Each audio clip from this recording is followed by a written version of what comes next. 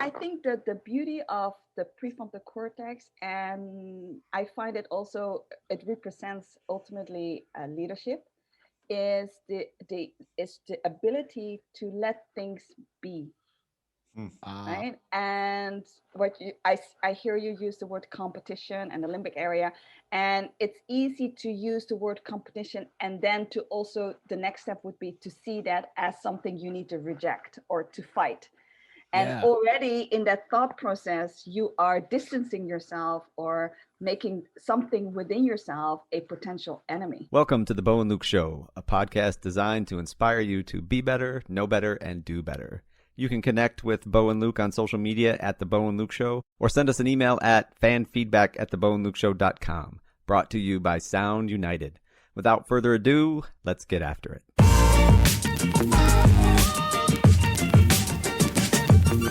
Bo and Luke Nation, welcome back to the Bo and Luke Show. We have an amazing guest with us today. I'm Bo Brabo, your co-host. I have Luke Carrickton, our other co-host, and we have our guest, Kiki Oosterbroek.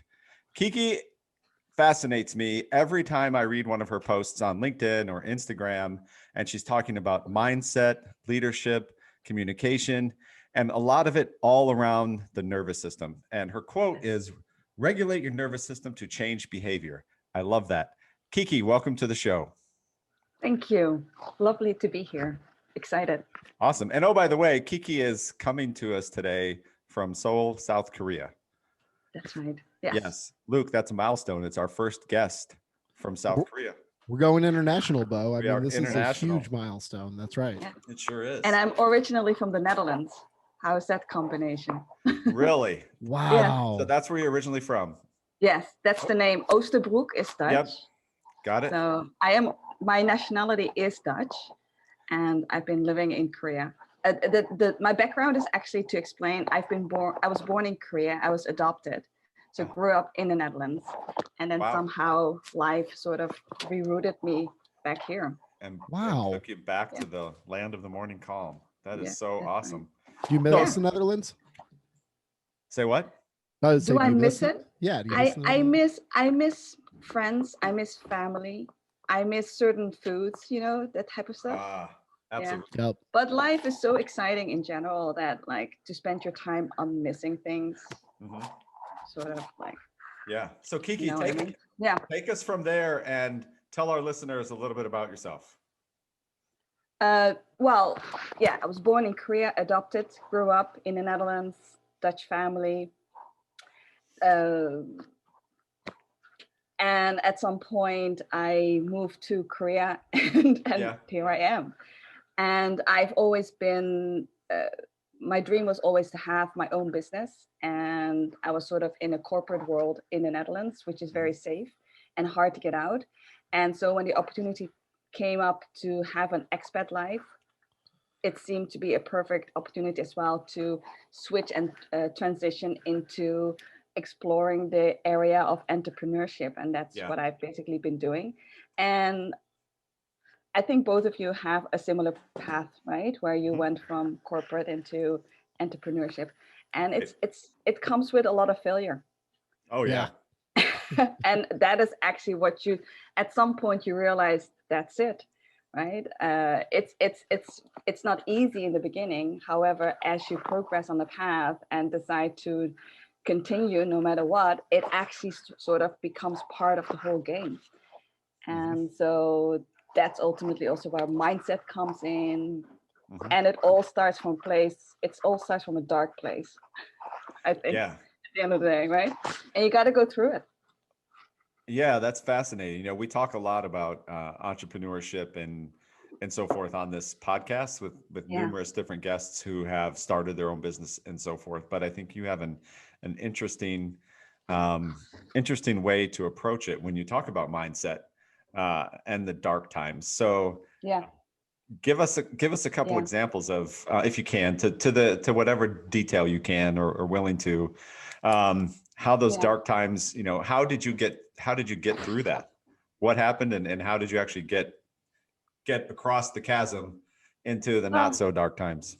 Right. Well, I think that dark places are meant to really face your fears And ultimately, fears are nothing but parts of yourself that you that try to keep you safe. And what it considers to be safe is different when you are in different ages throughout your life, right? Well, something that is dangerous at the age of 2, 3, 4 definitely is a lot less scary at the age of 30, 40, or whatever age you are. And so, but your imprints in your memories don't recognize the time differences. So fear that is imprinted at a certain age is simply fear. And so what's required you to do in those dark places, because one of the major things about entrepreneurship or generally life is to integrate every experience that you had. And in every experience, there's a lot of memories, there's a lot of emotions that are collected together. And what you're asked to do in adulthood is basically integrate it all and create a wholeness with that. And in that wholeness, it's very important to realize that there is no bad thing. There's no like, I don't like this part, I'm definitely not going to look at this, but no, everything together creates you in this moment right now. Yeah. Wow. Does that make sense? Oh yeah. That's deep. That's deep. I love it. That takes a lot of reflection to that's it. But that's that. Dark places are meant to reflect, because in darkness nothing distracts you. Fair. Right? Yeah. When you look at, like, I'm looking outside right now, and there's light makes everything very visible. So there's a lot of stimulation, there's a lot to see. Dark places are dark for a reason, because there's nothing to distract you other than what is happening intrinsically. Yeah. So you gotta look at it. Yeah. Yeah. When you think about that, Luke, just that is deep. And I think a good example right off the top of my head with that. I mean, the physical reality of when you go to sleep at night and you turn the lights off and you close your eyes. I mean, literally, the only thing you have is the inside. That's it. That's right. Exactly. Yeah. Yeah. And so when during the daytime you've been walking away from certain things to feel and to reflect on, the moment that your head hits the pillow, there's no way you can escape that anymore, right? And that's why sometimes people suffer from insomnia, because they can no longer get away from those thoughts that plaguing them. That really explains a lot, right? Because when you have those restless nights and it's I can't shut my mind off. Yeah. Well, if you weren't addressing those issues or whatever it is that's keeping you awake when it was light, because you were distracted with other things, now it's all hitting you right then, and you're just not going to shut it off until you pass out. That's right. Wow. Yeah. You have to get it out.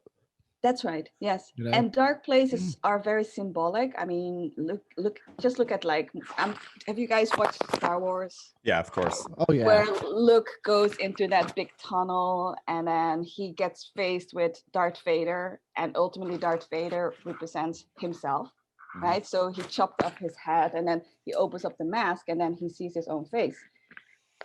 And that is darkness. Like, look in mythology. You go into the underworld, ultimately what you're fighting is always yourself. Like any kind of monster that we're supposedly facing in those dark places always are parts of yourself. So and I think that, gosh, I love this topic, because when you think about that from the aspect of entrepreneurship, right, and because every entrepreneur has a level of failure, it's going to happen. Right. You have to. Right. So if you're the entrepreneur that you quit, and many businesses fail and they quit and that's it.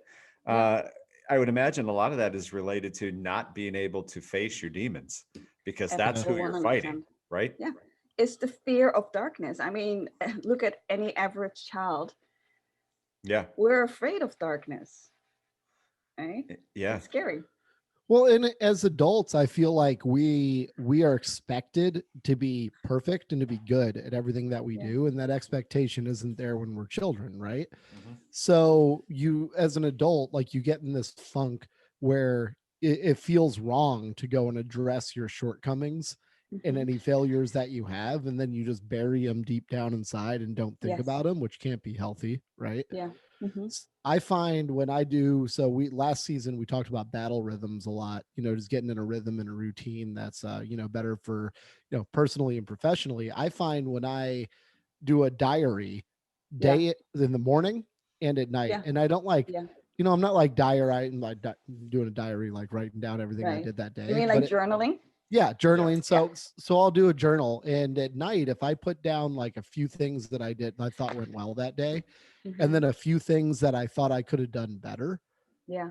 Like, oh, I could have done this better. And I just write it down real quick. I kind of get it out, and then I recognize it, and then I sleep like a baby. But if I don't, then that, like you said, it'll keep me up at night.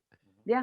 And it's very smart, because that is definitely one of the best strategies to use to get the thoughts out of your system into paper, because that is one of the things that I've learned from this audiobook that I was listening to from David Allen. Okay. Right? He says, like, things are not supposed to be in our head, and so many of us keep it in our head. And when you look at, for example, the prefrontal cortex, the prefrontal cortex can only process 40 bits of information. So when we are processing a certain thought and we keep going over it, then there's no space for anything else. So that's why it's so hard for us to let go of a certain thought. However, that area is not meant to be processing that information. Really? That area is meant for integrating information, which is a very different function. So what you're saying is absolutely true. The moment that you realize that you're processing certain thoughts, write them down. That's how you get it out of your thinking area onto paper. And that's what it's meant to do, paper, right? To catch our thoughts.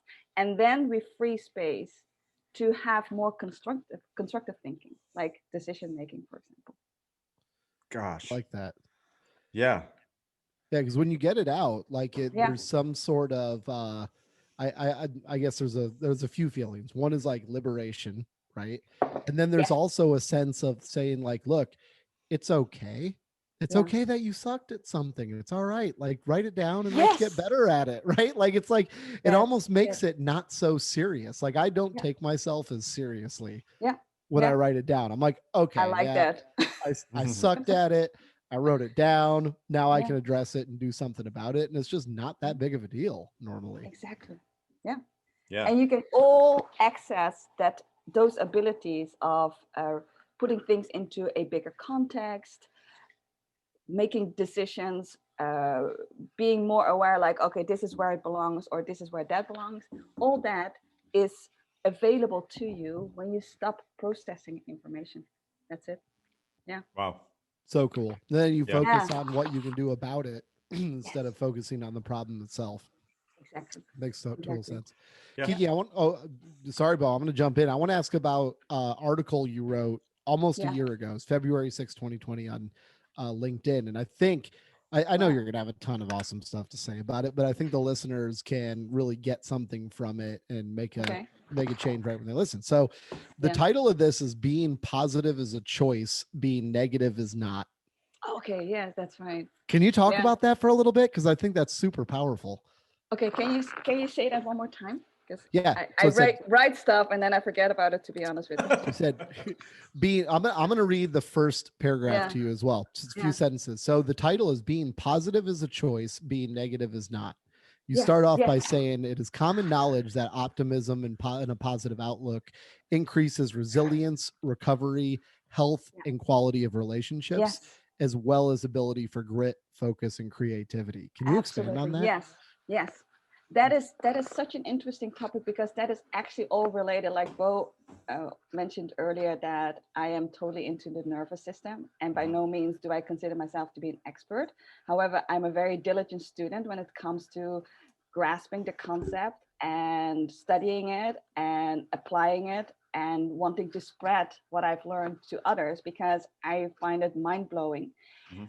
In two ways. First of all, I found it mind-blowing how we don't learn about the nervous system.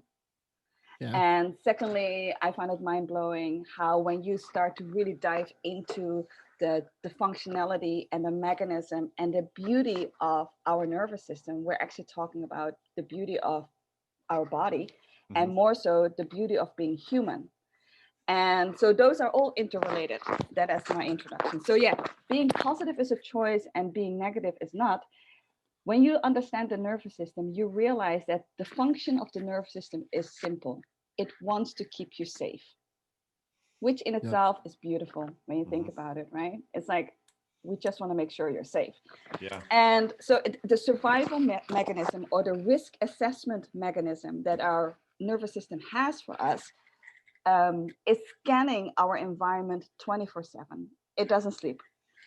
And so whatever signals and stimulation it receives from the external environment, it will process incredibly fast, which is outside of our awareness. And within that processing of all the stimulation, they decide whether something is considered safe or not.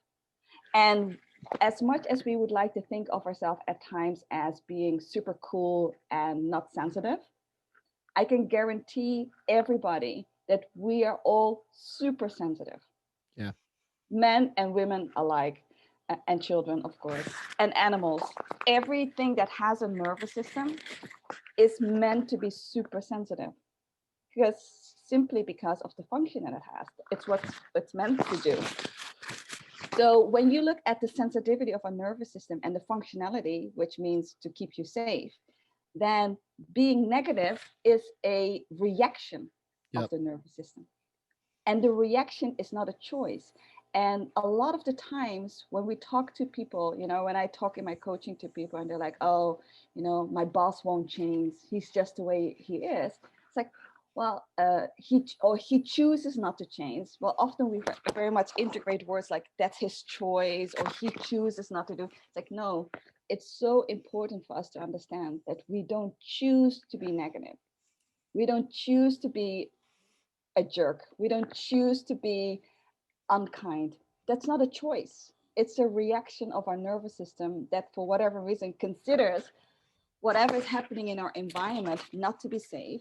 Therefore, it triggers and activates your defense mechanism. And in your defense mechanism, your senses are starting to go down.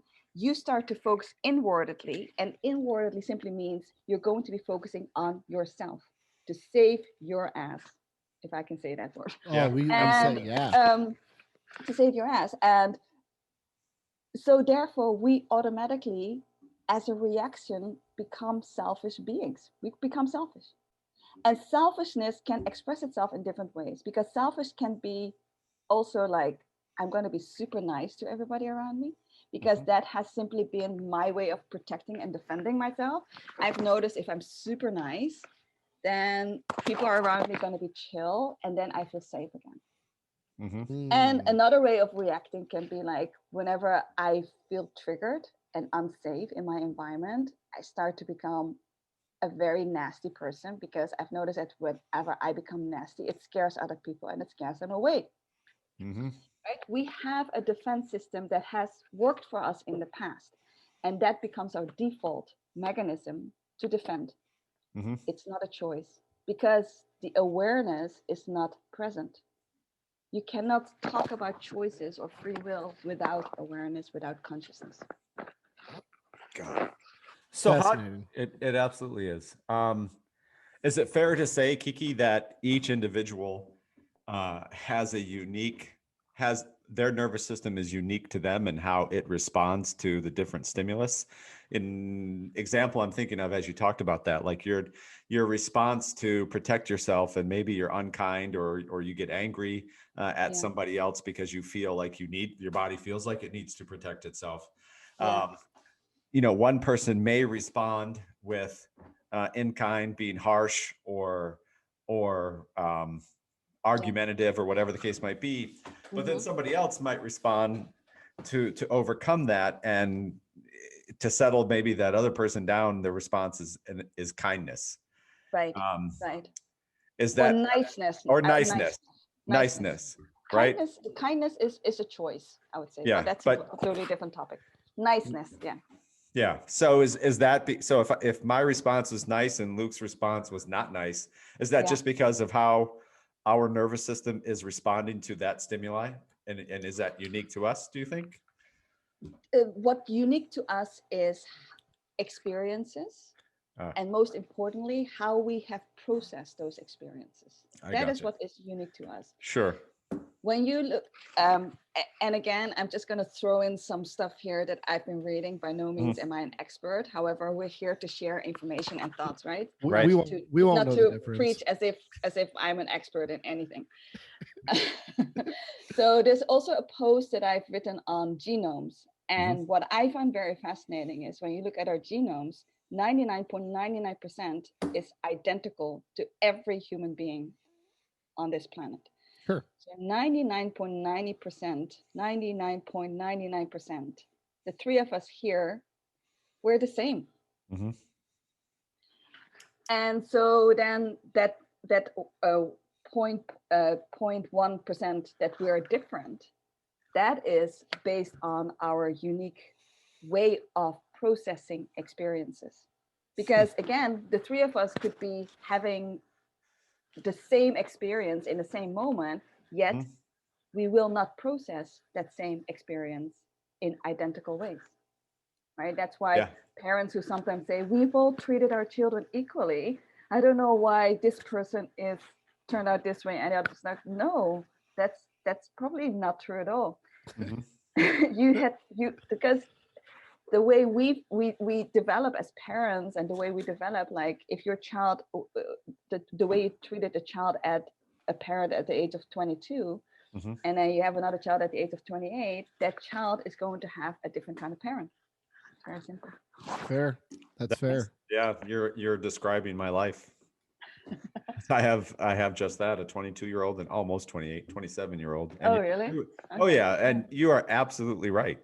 The parenting to one at this stage, or even when they were younger, the parenting is different per child. Yeah. So what makes us different ultimately is how we have processed experiences. Amazing. Yeah. And that all comes down to 0.1% of our makeup. Yeah, it is. It's crazy. Yeah. And I think that what I find, oh, sorry. Oh, you're fine. Go. I'm sorry. Yeah. The thing that I am most passionate about when it comes down to understanding the nervous system is that very often when we are in our day-to-day interaction with people, we get so easily confused by other people's behavior. And we so easily put so much complexity to that behavior that we are experiencing. And there's two things that we need to understand in that moment is, first of all, the moment that another person is in defense, we go into defense. That is how our nervous systems are wired.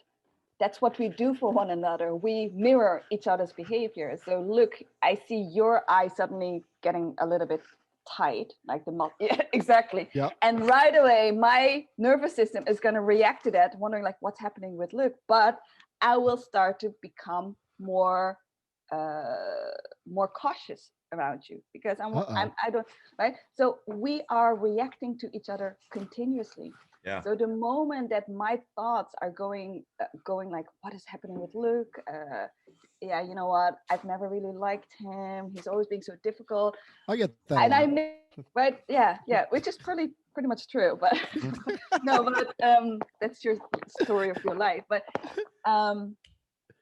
yeah, but what we have to understand in that moment is that it's not you being complicated. It's my thoughts about you that causes the complication in me.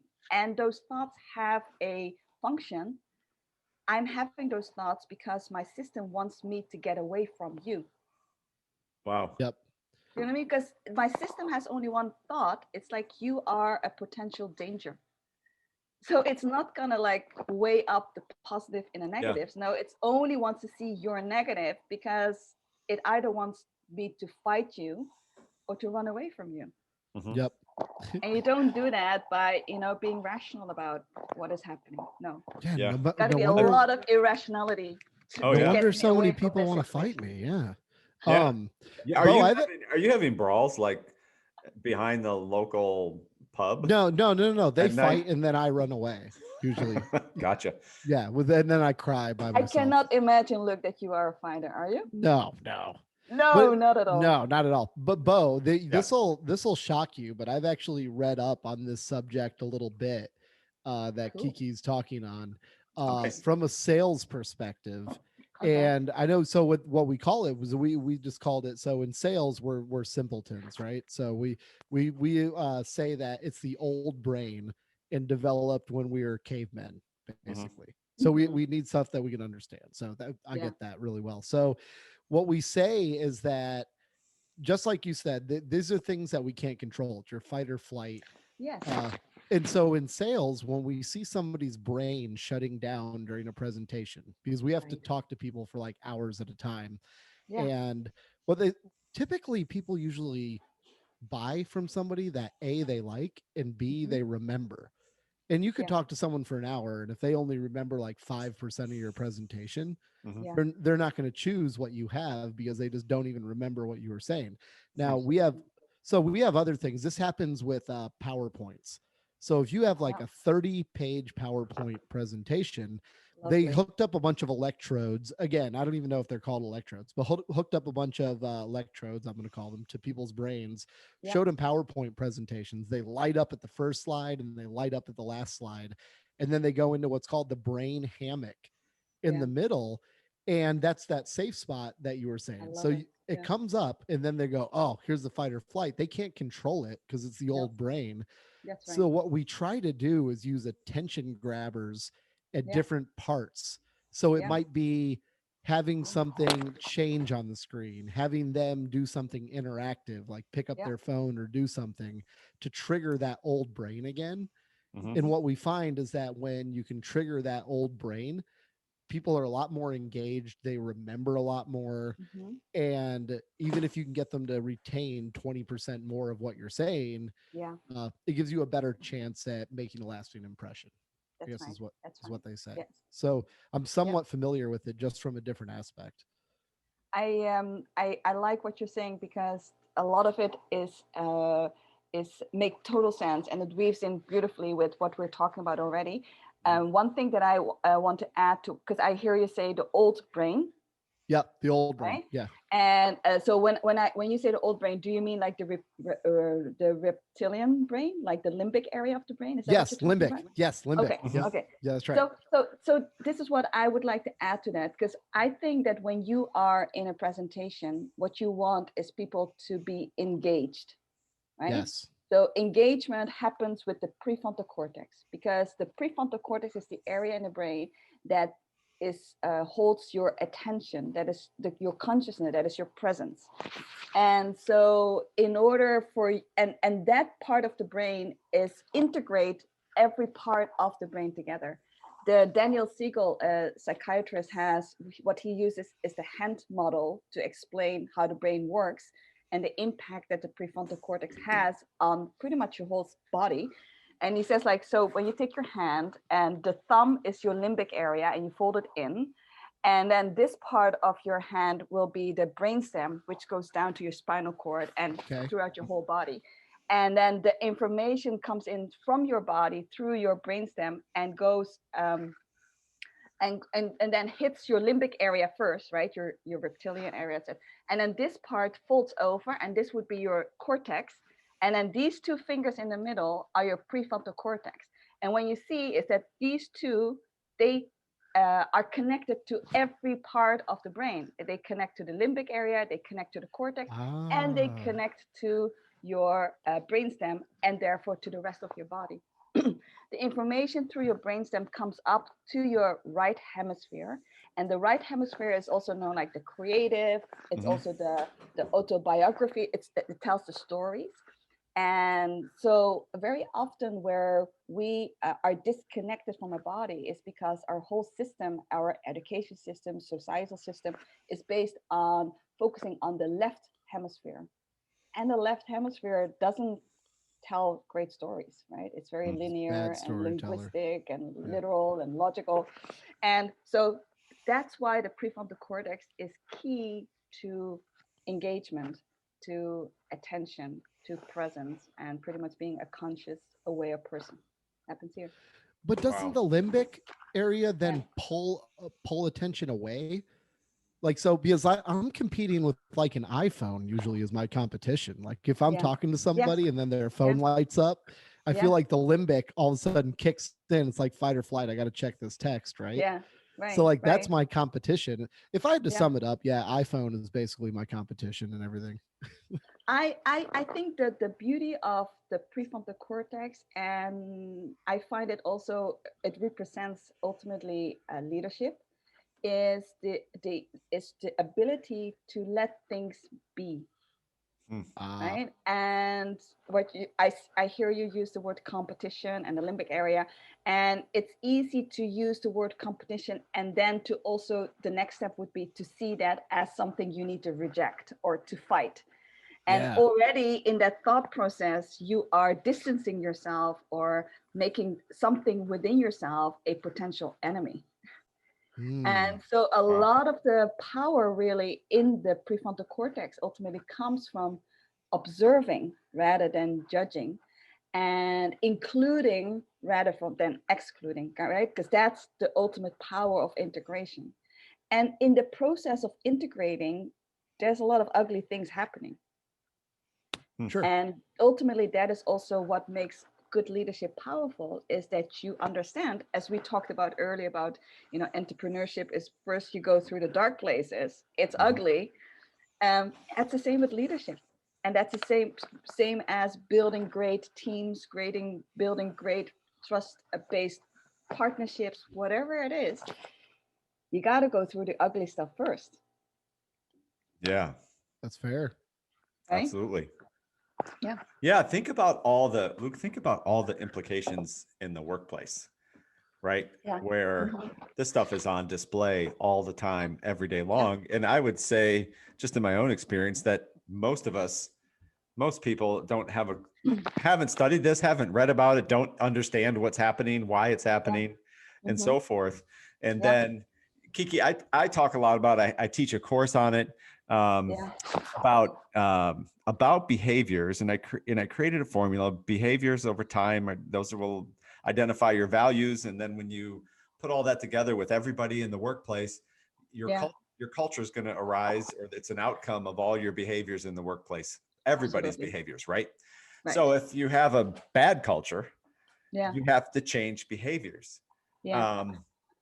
But if you don't have, if the leadership in an organization like that doesn't have the understanding of this type of stuff that you're talking about, it's going to be really hard for them to get at root causes and figure out why things are happening the way they're happening, and then actually come up with the right solutions and the right things to actually change the behavior, or put those things in place and build the high performing teams and everything else. It's a fascinating topic. And this is what I've come to understand as well. Like, when you focus on changing behavior, it's like a doctor focusing on curing symptoms. You don't cure a disease by focusing on the symptoms, right? It's ultimately, when you focus on the symptoms, what you're doing is repressing more than healing. So changing behavior is not what the focus is. What is the focus is to understand why are people defensive? What are people afraid of? Why are people's nervous system triggered that they are no longer able to activate their engagement? And that's a very different question, in my opinion, because that is what that asks you to do as a leader, is to step back and to not judge people for their behavior. Because when you want to change something, what you're actually saying is like, I don't like that. And the I don't like is already a judgment. And none of us like to have a judgment, right? None of us like to hear like, listen, I want to continue this relationship, but you have to change. Okay. Sounds amazing. No, that doesn't sound comfortable. Right? It's much better when somebody can say like, you know what, there's so much potential for growth in our relationship, And yet there's certain things in your behavior that I'm really curious about. And I want to understand more about you. Wow. You know? Yeah. Yes. Isn't that a different approach? A very different approach. Yeah. Well, it goes back to in one of our episodes, somebody said you can never, ever, ever change somebody else. You can only change yourself. Right. So what you're doing is you're getting somebody else to understand the issue with you. Yeah. And that's probably you're by far your best chance of getting them to want to change themselves. That's right. Yeah. Because we talked earlier about, first of all, we are all very similar, much more similar than we like to think at times. Secondly, we're all very sensitive. And thirdly, most of the time, we don't know what we're doing, literally. We don't know what we're doing. Like, our behavior is not something I freely choose. I plan out in the morning, this is what I'm going to behave. Yeah. I decide to be an ass today. And no, we don't make those choices freely. And so as an observer, when you are interacting with somebody else, and when you understand those principles, and the first responsibility that you have always is to, first of all, take care of your own nervous system. Right? So that is where the regulating of yourself is very important. And you can only regulate yourself when you have gone through the darkness with yourself first. You got to know yourself. You got to know what triggers me. Why do I not feel safe around these type of people? And can I recognize that that is my thing and it has nothing to do with the other person? And when I've been able to work through those issues with myself, then those people might still trigger me, and I can overcome that because I can acknowledge that those triggers are related to my experiences and has nothing to do with those people. So that separation has to happen first. And then once I can separate my experiences and work through them, I can stay connected with the person. Because when I see the person as the reason of my triggers, then I disconnect from the person. But in disconnection, we can't improve. We can't grow. So the disconnection has to, I really need to understand why I disconnect from myself through the person. The other person only reflects back to what we do to ourselves. So when I disconnect with a person because I feel that person is triggering me, then that person is giving me the gift of understanding where am I disconnecting with myself. I look at that, I work through it, and then that person can still disconnect me from myself. I understand that mechanism. I connect back with myself. I include it, and then I stay connected with the person. Can you still follow me? Does it make sense? I'm with you. Yeah. And then that connection needs to continue, because only when I can stay connected with others around me can I be an effective leader, or can I be an effective human being, you know, and spread whatever. Because only in the connection, we are all one big network, right? When there's one node that is dysfunctional in a whole network, the network fails. Right. So we've got a bigger responsibility than just ourselves. Whatever we experience within us is something that we put out in the network around us, and we're all connected. Yeah. Wow. Right. Yeah. I think I could just listen. I think I could just listen to Kiki, Luke. You're one of the few. No, I don't get that very often. Well, it's motivating because what you're saying is the right thing to do. And in all of our minds, we know that. Listeners, you cannot listen to what Kiki's saying and go, oh, that's BS. That's not going to work. Like, some people do. We know what you're saying is correct, and that it's probably a lot easier and a lot faster to get to your end goal or the result that you want by taking the steps. Yes. Yet everybody, since we're all wired the same way, just like you said, for some reason, our natural go-to is just to blame outside circumstances and outside people. And it's just a downward spiral. It's like trying to cut down a tree with your bare hands. Like it absolutely. Just and when we meet those people, I mean, I don't know about you guys. I have an allergy to people who complain, right? Mm. I find it very challenging to be around people who complain all the time, like be negative, as we would label that. And at the same time, the more I understand that that's not what they choose to be or choose to do, the more I can understand. Listen, I have a choice here.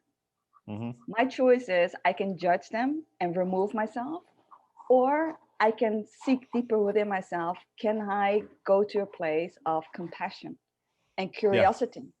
Right. And the curiosity simply is like, wow, I am curious to know what are your experiences that given you this worldview or giving you this defense mechanism, that for you complaining is the way to work through the triggers that you're experiencing and the unsafety of the environment right now.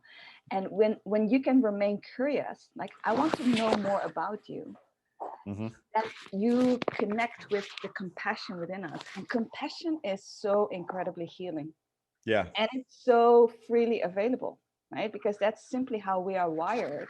When we are comfortable with the environment that we're in, we are wired to be compassionate and curious. Yep. That's right. Yeah. Wow. I went through a time period, I think it was about 16, 17 years ago, where I figured out as well that I had an allergy to a specific type of people. And it was based on incompetency. So even people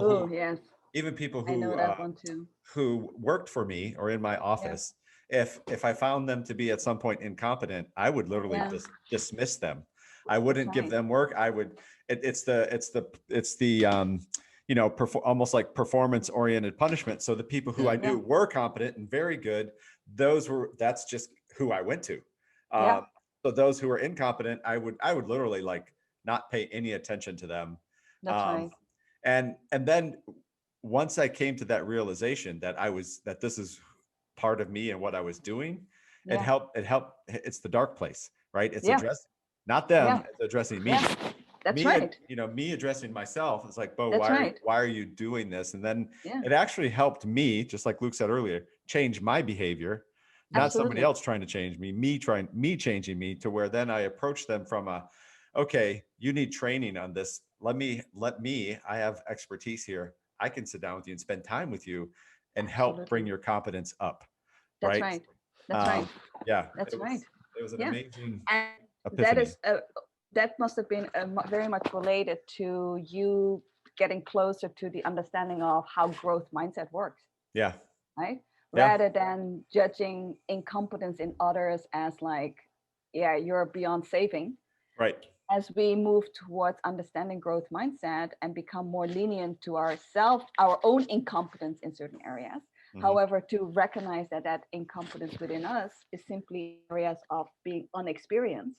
Right. And that the only way to work with that is to say like, hey, I'm curious to know how I can learn more in that area.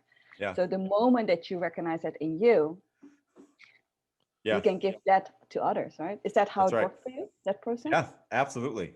I was just super thankful, but even then, I'm in my, at that point, mid-30s, but to come, I'd been in the workplace for 15 years or so, and as just, and in leadership position. And I had a lot of people reporting to me and like, wow, look how I'm behaving. But looking back, I'm thankful that I came to that, or came through that darkness in myself then. Absolutely. And put that behind me.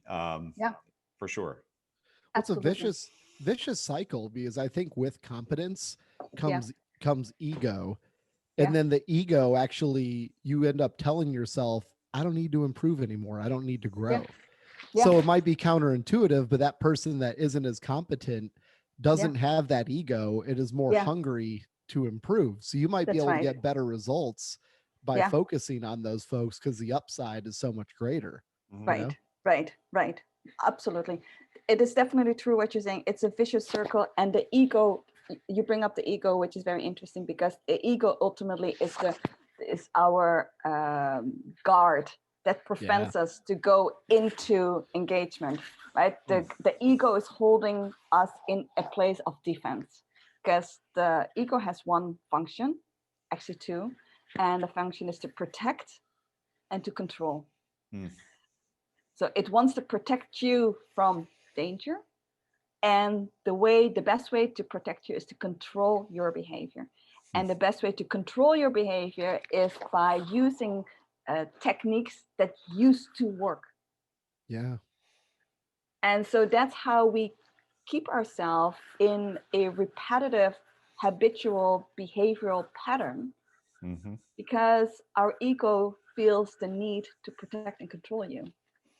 And anything that it goes outside of what it knows, it's like, listen, anything new, I don't know how to handle that. So I don't know if I can control and protect you. So no, anything new, we say no. That's right. Yeah. That's absolutely right. So yeah, what you're saying, Luke, is true. It keeps into a vicious circle because that's the function of the ego. Wow.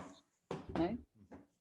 We went down some rabbit holes here. This is good stuff. We've been this is touching on some for sure profound topics. Yeah, I think this could be like, a multi-part series. I really do, because it could get it's important stuff, and I think it's the kind of stuff that people need to learn. Yes, super important. Absolutely. Yeah. I like to use when somebody's really angry. We were talking about this topic before, like to disarm them, One of my things that I like to disarm, right? So I like to use humor in a lot of things. So one of the things I do, see that. and to deliver this right, you have to do it at the peak of somebody's anger. But I look at them really calmly and straightly. I do it to everybody. So if you're listening to this podcast and I do it to you, you're probably going to roll your eyes at me. But I'll look at them and very sincerely say, I notice that there's a lot of anger in your voice right now, and that behind anger is hurt. And I just want you to know that I think you're hurting quite a bit and that I'm here for you. And if you want to talk about it, I think that we should do that. Whoa. And it works like see Bo's laughing right now. Yeah. Oh my gosh. It works every single time, because no matter how angry they are, they're going to laugh at that statement. Right. 100%. Yeah. Oh, they're going to laugh, or that's what got you into fighting. Yeah. Yeah. And then I have to run away and cry. Yeah. Right. But that's okay too. Yeah. Yeah, that's right. Yeah, that's right. I love how you use the disarm, because that is exactly what happens, right? Because when somebody's angry, they are armed, they're ready to fight you. That's right. And you coming from a place where it's like, I don't want to fight. Oh, hold on a second. I don't know what that is. I don't want to fight. Yeah. And it takes two people to fight. That's right. You can't fight with only by yourself. So you simply disarm them by saying, like, listen, I don't want to fight you. Yeah, you must be really hurting right now. Yeah, you're hurting. I'm here for you. Yeah.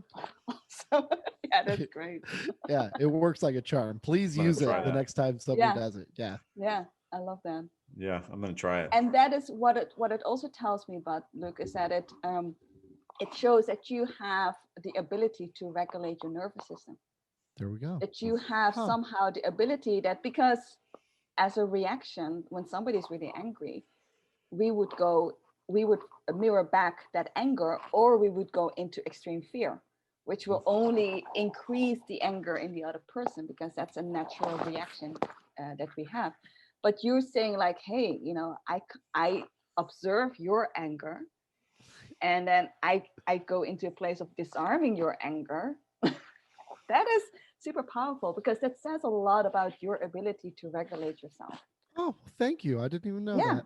Yeah. It's a positive. Look at that. That's a very positive. Yeah. Wow. And then I'm also wondering, because I can by simply observing you as a person and listening to how you approach situations in life, and you have, for me, it seems like you have quite like a childlike curiosity. I apologize. I do. Say childish. Both. Yeah, little both. You seem to have still a very childlike curiosity. I do. That's right? True. Yeah. I've heard that. Yeah. So I wonder how, for you to grow up, did it generally feel calm and safe for you in your environment, would you say? Yeah. I would say so. Yeah. Because that is what's so beautiful. Because when you look at our nervous system, in the first 2 years of our life, there's there's two major pathways, the sympathetic nervous system and the parasympathetic nervous system. Now, it turns out that the parasympathetic nervous system has two, as an old system and a new system. However, I'm going to simply now focus on the new system and keep it simple. So there's two systems, the sympathetic and the parasympathetic. The sympathetic is also known as the stress reaction, and the parasympathetic is known as the relaxation response. When we grow up with what they consider secure attachment, which means that as a child, your parent has responded to you with in an emotionally safe way, where you felt seen, heard, and cared for, then as a default, our parasympathetic nervous system will become the leading system that we fall into. Whenever, for whatever reason, you've experienced trauma or grew up in a very unsafe, emotionally unstable environment, especially in the first 2 years of your life, unfortunately, what happens often is that their sympathetic nervous system becomes their default system. So that means that your nervous system is always tense and easily triggered. And so for you, it seems to me that you grew up with a pretty secure attachment. Oh, yeah. Therefore, your parasympathetic nervous system is leading, and therefore you'll find it quite easy to remain calm and present despite whatever happens in your environment. And that is definitely very powerful, but that is also how it should be for us as human beings, right? Damn, ideally, as wow. human beings, when we grow up in an environment that promotes and encourages and nourishes well-being, that's what we are like you. Oh, thank you. Yeah. I'll give a shout out to my mom. Thank you, Mom. Yes. You're listening. Yes. She listens to this, so she'll like that. It's Yeah. it's her birthday tomorrow. It's her birthday right now in South Korea. Oh, happy birthday to your mom. Happy birthday. She's gonna love that. Yeah, you've done a great job. Oh, she's gonna awesome. Yeah, emotional well-being. It's so important as a your mom did great too, Bo. Yeah. No, thank you. Yeah. I appreciate that. Yeah. She does not listen to the podcast, so she won't hear that shout out. So unless I send it mom, to her. Kiki. Your mom did too. My mom's tried for sure. They've Gotcha. done their best. They've done their best. Yeah. Yes, for sure. Yeah, interesting, right? Yeah, So super. It's all super interesting. Yeah. Yeah. Yeah. So Kiki, you do coaching and you do speaking. How can our listeners find you? What's the best way for them to find you and engage with you? They can find me on social media, and they might be able to find me through you now. Yeah, for sure. How that would work. I can share my contact information with you. I would say the best way to get in contact with me directly is through my social media. Okay. Instagram or LinkedIn. Yeah. Got it. Yeah, we'll put all that in our show notes so people will be able to get to you if they want to feedback or engage with you and so forth. And I would definitely recommend to follow and connect with Kiki on both LinkedIn and Instagram, because her posts and her content, it's just as fascinating as what you've been hearing here on this show. And Kiki responds to people. She gives pointers. And when you're connected with her, what I find, Kiki, and I'll tell you this, even when I make posts or whatever, and you comment, you're always adding more value to the content that you're commenting on, whether it's my post or it's posts of others. And I think that is a fantastic way to continue the enrichment of that content. And it just makes it evolve. Right. Yeah. We thank you so much for coming on the show. It has really been fantastic. Time has gone by so fast. It has. I'm like, look, it's like, what? It's almost been an hour already. Almost been an hour already. Yeah. I think there's, we'll be in touch because I think there's a lot more that we could talk about around I would love to. I don't meet subject. people often who like, it's so easy to talk with you guys about this topic. It's very obvious that you're so curious about it and interested and willing to learn yourself and to apply it. And you guys are both already. Yep. And I think, that's great. I think it's that entrepreneurial spirit and Luke and I and what we try to do in life. And you have to come to that for any of our listeners, if you're thinking about starting your business or you want to get into business on your own, these are the types of things that you have to listen to. You have to read, you have to grow and learn, because things are going to happen differently than when you're employed by somebody. 100%, right? And understanding why things are happening and being able to make progress by getting into your dark places and understanding who you are and how to change your own behaviors. It's all paramount to, I would say, like Denzel Washington said in one of his famous commencement speeches, it's about failing forward, right? It's not a backup plan. You don't want to go backwards. You don't want a backup plan. You want to fail forward, and having this type of education and knowledge can really help you deal with things that you are going to face if you're an entrepreneur.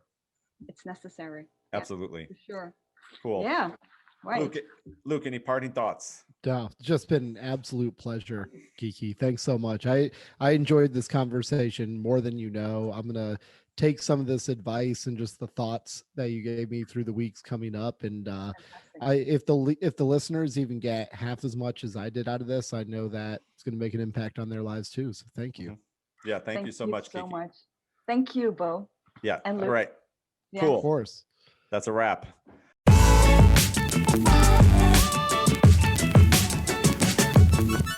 Tune in for a new episode every Thursday. You can subscribe to our email newsletter for information on upcoming guests, giveaways, and more. Rate, review, and subscribe. Thank you to our sponsor, Sound United, for quality broadcast audio throughout Season 2.